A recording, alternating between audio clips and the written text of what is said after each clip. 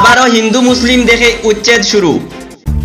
11টি Muslim family, এখানে কোনো হিন্দু ধর্মাবলম্বী মানুষের পর ভাঙ্গা হয়েছে না। আসামের করিমগঞ্জ ডিস্ট্রিক্টে শিববাড়ি এলাকায় দখল মুক্ত করার জন্য একসঙ্গে 11টি গড় ভেঙে উচ্ছেদ।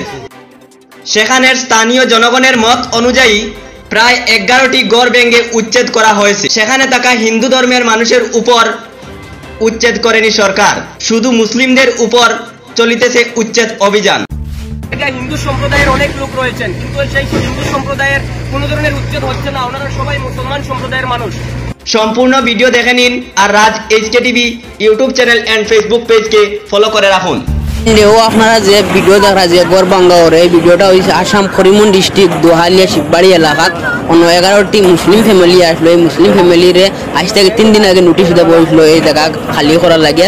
আজকে 3 দিন পরে এই প্রশাসন উচ্ছেদ করছে 11টি মুসলিম ফ্যামিলি।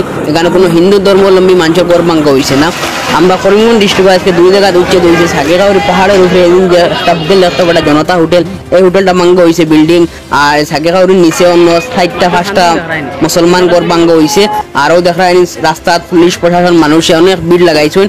যে উচ্ছেদ হয়েছে, উচ্ছেদ দেখে আপনারা কি লাগান লাগে মতামত কমেন্টের মধ্যে জানাইবা আর ভিডিওকে শেয়ার করে বিশ্বের মানুষের দেখাইয়া দিবা।